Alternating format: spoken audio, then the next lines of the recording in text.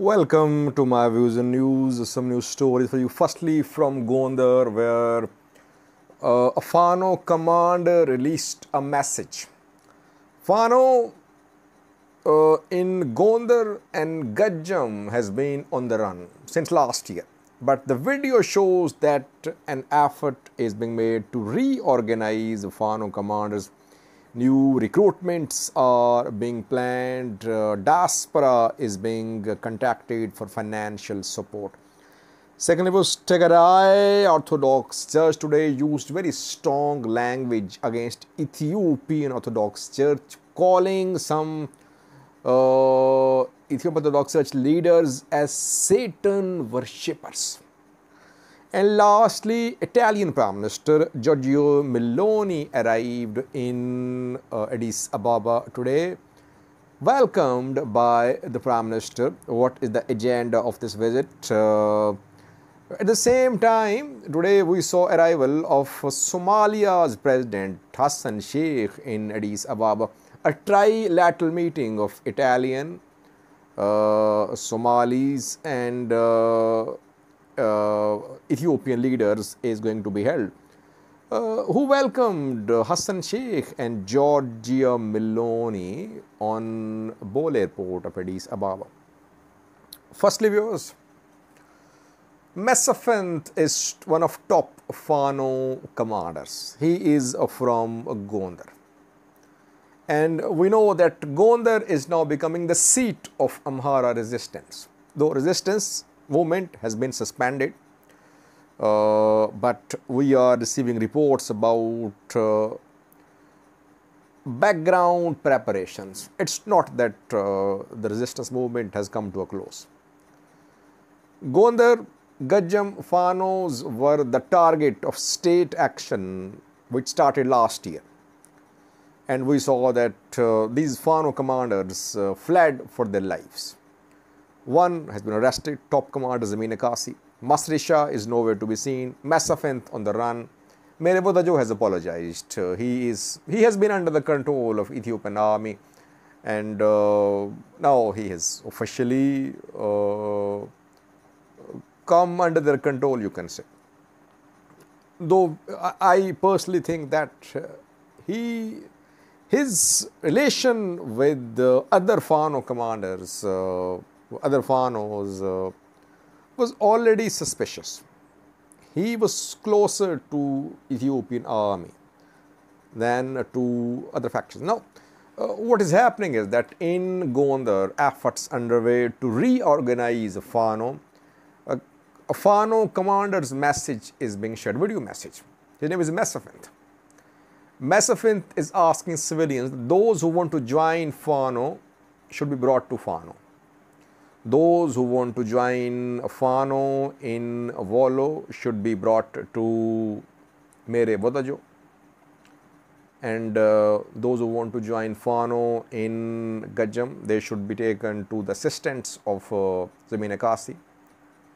Those who are in Gonder can be taken to Commander Araga and Shelaka Safar.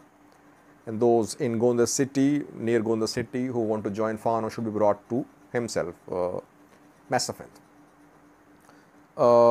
And he said that those who want to join Fano should be taken care of. They should be treated with respect. And he said that diaspora should support. Diaspora should support Fano financially. This video is a few days old, I think, before Mere Bodajo reconciled with Ethiopian National Defense Force. But it's not very old video. It can be a few days old, I think. The video clearly indicates that, at least to the extent of Gajam, to the extent of Gonder, sorry, we are seeing efforts to reorganize Fano.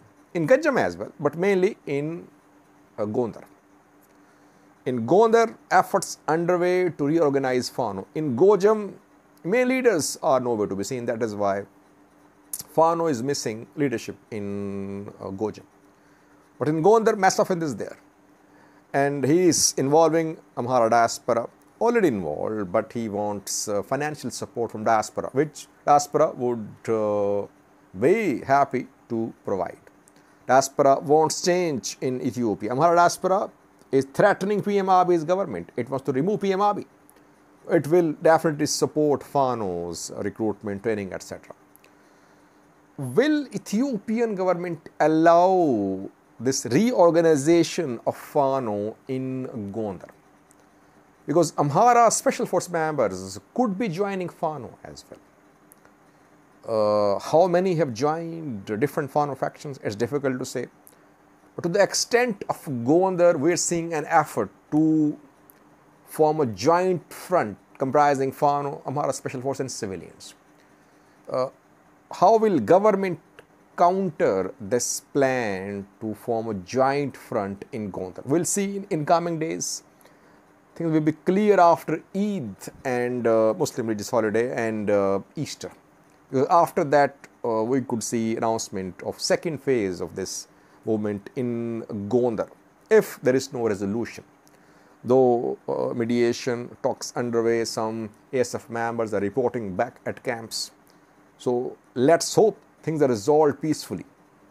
But I think the government will not allow Fano to reorganize in Gonder. So we could see action, I think, in coming days against Massafent and his top associates.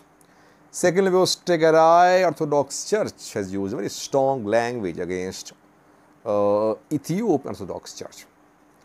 We know that Tigray Orthodox Church announced split last year with a main church. Though no new patriarch was elected, no holy synod was formed, but Tigray has taken some decisions showing that Tigray Orthodox Church wants to split, or it was a threat from Tigray Orthodox Church to the main church. Why? Tigray Church said that the main church backed war on Tigray, that churches in Tigray were attacked, priests, bishops were imprisoned, and no one spoke. Why? Because main church leaders, excluding Abune Matis, the patriarch who is a Tigrayan, main church leaders like Abune Abraham, Abune Petros, they were part of the war. They bless the war. Main church wants to reconcile with a Tigray group. And the main church sent a letter to Tigray diocese a few weeks ago. But Tigray Orthodox Church refused to reconcile. And a few days ago, Orthodox Church of Ethiopia invited Tigray leaders to a meeting in Addis Ababa. And before that, the main church said that some decisions made by Tigray Church were illegal, were a violation of church law, like establishment of members Lama, Tigray Prime Church, like appointment of Tigray archbishops to foreign dioceses. Did the meeting happen? Did Tigray archbishops attend the meeting in Addis Ababa? No one knows, because suddenly Orthodox Church became silent. It did not share details. Then we heard that the church was trying to involve Tigray interim government. It had contacted Getachew, the Tigray interim president, to play a role in reconciliation between Tigray Church and Orthodox Church. Today, Tigray Orthodox Church spoke. Tigray TV showed a presser by Tigray archbishops. They use very strong language against Orthodox Church of Ethiopia, saying that some Orthodox Church leaders are Satan worshippers. That differences between Tigray Orthodox Church, main Orthodox Church, are not only administrative but also dogmatic. These are very serious points raised by Tigray archbishops, because main church, main holy synod is giving the impression that issues between the two sides are administrative, like release of budget from main church for Tigray Church, which was suspended, and that payment of salaries of some Tigray archbishops who remained unpaid. But today's pressure by Tigray archbishops indicates that the issues are not only just administrative, but other deep issues. And when the Tigray Church says that the main church is led by Satan worshippers, it does not mean that there are people worshipping Satan at the main church. Mainly, Tigray Church, I think, implied that those who are part of Holy Synod, they blindly follow the commands of leaders, Ethiopian government leaders. So, we can say no reconciliation so far. What role is going to be played by Tigray interim government of Getachew? Will it try to lead reconciliatory efforts between the two sides, or will it remain neutral, or will it back the continuation of this gulf? That is difficult to predict, but so far no reconciliation between the two sides.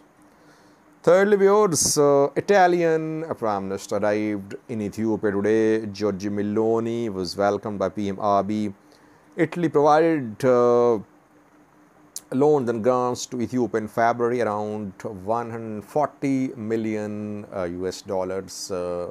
Soft loans and grants were approved by Italian government. Some agreements were signed. New agreements are expected. Ethiopia is hoping to receive developmental assistance from Italy. Meanwhile, Somalia's president has also arrived in Addis Ababa, Hassan Sheikh, and trilateral meeting of Italian PM, Somalia's president, and Ethiopian PM is going to take place in Addis Ababa. Why was Somalia's president invited to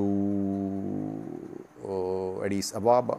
Somalia was a former colony of Italy. Italians fought to capture Ethiopia. They remained in control of, I think, Eritrea, parts of Eritrea. And when Italian PM arrived in Addis Ababa, PM Abiy welcomed her himself. He was there on Bole Airport. But when Hassan Sheikh arrived, PM Abiy sent Adam Farah,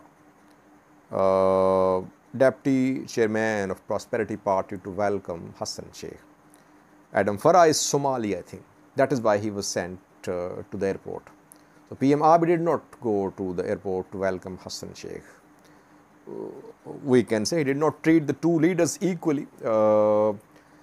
Now, the meeting will focus on issues like immigration, like developmental assistance, like ongoing operation against Al-Shabaab in Somalia, and some other issues too. We'll try to update you in coming videos. Ethiopia is badly in need of financial aid, loans, grants, rescheduling of debt payments, etc. Somalia, largely dependent on foreign aid for its budget, for its operation against Al-Shabaab, for lots of issues ongoing in Somalia. Let's see what happens at the meeting, trilateral meeting among these three leaders. Thank you for watching.